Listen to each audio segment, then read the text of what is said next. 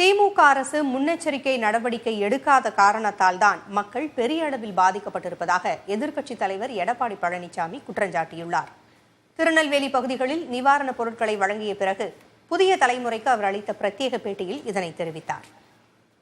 மக்கள் வெளியில் வர முடியாத அளவிற்கு குடியிருப்பு பகுதியில் உள்ள வீடுகள் எல்லாம் வெள்ளம் சூழ்ந்து மக்கள் தத்தளிச்சிட்டு இருக்கிறாங்க.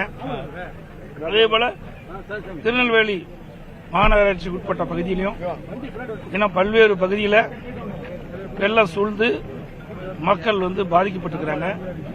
இப்பதான் திருநெல்வேலியில் கொஞ்சம் கொஞ்சமா வெள்ளம் வடிய ஆரம்பிச்சிருக்குது. ஆகவே இன்றைக்கு நான் தூத்துக்குடியிலும் பார்த்தேன், திருநெல்வேலி மாநகராட்சி பகுதியும் பார்த்தேன். ரெண்டு பகுதியில் இருக்கிற மக்கள் எல்லாம் எங்களுக்கு 3 நாள் சாப்பாடு இல்லை, குடிதண்ணி இல்லை, குழந்தைக்கு பால் இல்லை, மிகுந்த கஷ்டத்தில் இருக்கிறோம். எந்த அதிகாரியும் பார்க்கல, அரசிட்ட இருந்து எந்த உதவியும் கிடைக்கல என்று புகார் சொன்னாங்க. அது ஊடகத்திலையும் பத்திரிகையிலையும் எல்லாமே முன்னாடியே சொன்னாங்க. இன்றைய இந்த விடியா திமுக அரசு ஆட்சி பொறுப்பேற்ற பிறகு முன்னெச்சரிக்கை நடவடிக்கை எடுக்காத காரணத்தினால மக்கள் இவ்வளவு பாதிப்புக்குள்ளா இருக்கிறாங்க. இந்த விடியா திமுக அரசு ஒரு செயலற்ற அரசாக காட்சி. முன்னெச்சரிக்கை நடவடிக்கை எடுக்காத காரணத்தில்தான் இந்த அரசு இன்றைக்கு அந்த மக்கள் கடுமையாக பாதிக்கப்பட்டிருக்காங்க. மக்கள் வெளியில் வர முடியாத அளவிற்கு குடியிருப்பு பகுதியில் உள்ள வீடுகள் எல்லாம் வெள்ளம் சூழ்ந்து மக்கள் தத்தளிச்சிட்டு இருக்கிறாங்க. அதேபோல திருநெல்வேலி மாநகராட்சிக்கு உட்பட்ட பகுதியிலும் இன்னும் பல்வேறு பகுதியில் வெள்ளம் சூழ்ந்து மக்கள் பாதிக்கப்பட்டிருக்கிறாங்க.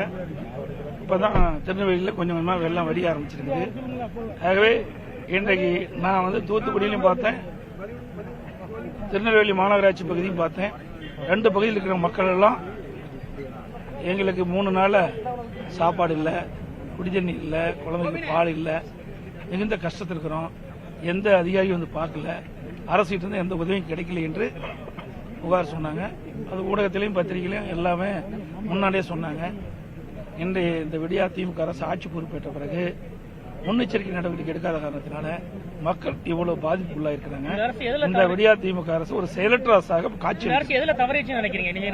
முன்னெச்சரிக்கை நடவடிக்கை எடுக்காத காரணத்தில்தான் இந்த அரசு இன்றைக்கு அந்த மக்கள் கடுமையாக பாதிக்கப்பட்டிருக்காங்க.